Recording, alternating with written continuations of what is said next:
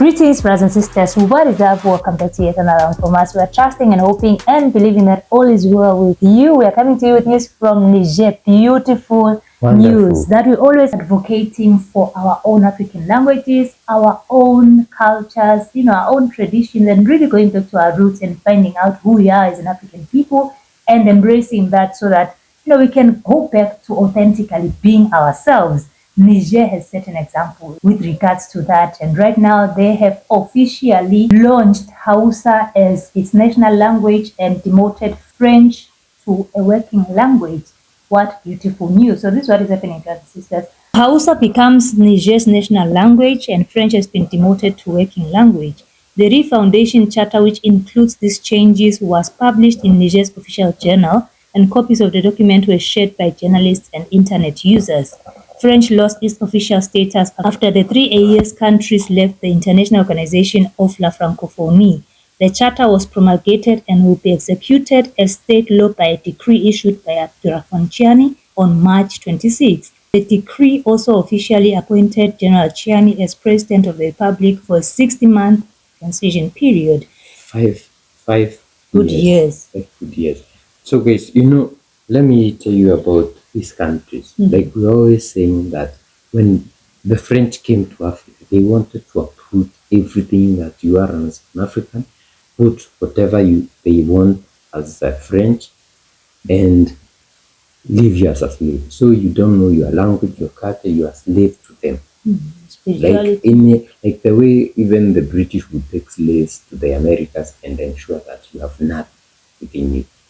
So that is what has been happening, because now we have leaders who keeps on, even if you go to Senegal today, the most speakers, the most language that is spoken there, many people speak Wolof, but it's not their national language. They only speak it because the majority of the people are Wolof, and it's mostly spoken in Dakar, in towns and all that.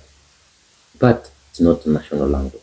But if you come to the East African, because East Africa, South Africa, because we were not colonized by those people, the French, you find that we have our national language as one of our languages, like Swahili.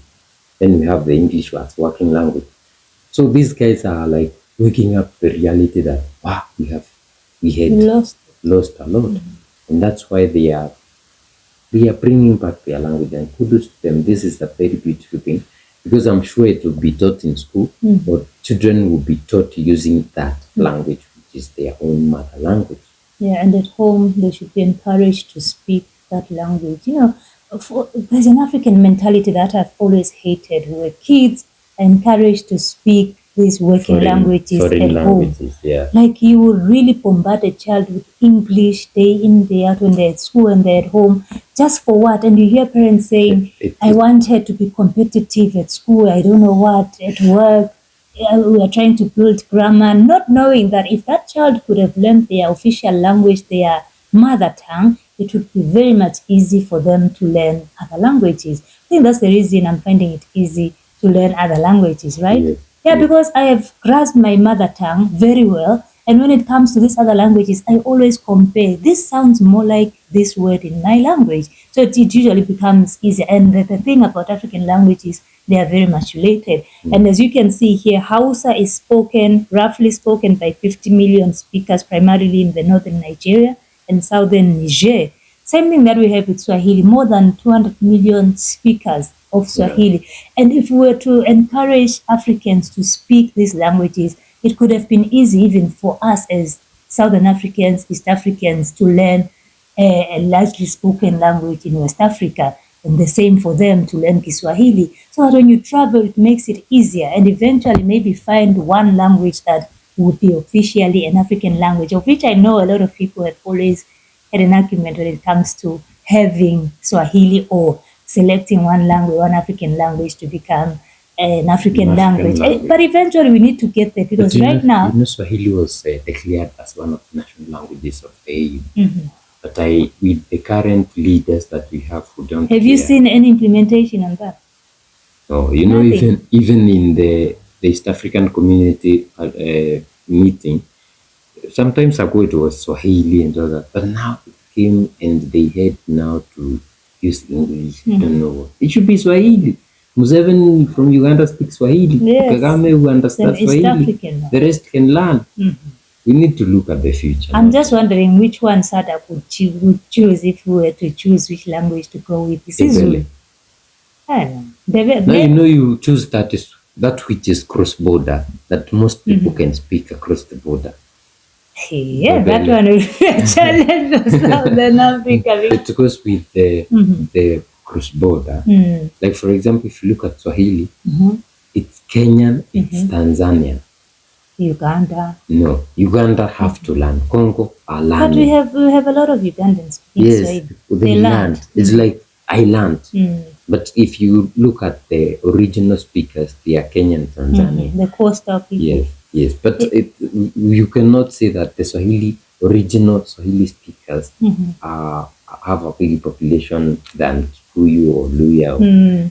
Well, that one would have to be, I think they'd have to sit down as the presidents and decide. But it's unfortunate that right now we are speaking in something that should have been considered a national language, and our brothers and sisters would have benefited, especially those in the diaspora who have never heard or have never spoken any African languages, if we were to use these languages and maybe start by interpreting. I learned a lot of languages just by reading subtitles, South African languages. That is how you start to learn, and that is how you get used to some words in these languages. If you're in the diaspora, you have kids, maybe you were born, you're raised, you have an ancestry in the diaspora.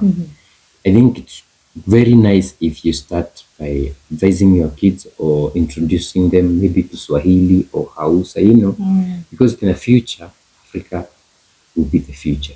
I mean, Africa is the future. We are the present, the future, and by the past. This one teaches Swahili, so and other South African languages. Yes. Yeah. You just decide on which South African language you want to learn, Zulu, Swati, or Swahili. Your kids will be taught. Guys, let us know what you think in the comment section. If you like to support us, we have Buy Me a Coffee link in the description, as well as on your screen. We also have super chats and super thanks. And thank you so much for your continued support, and we'll see you in the next one. Bye.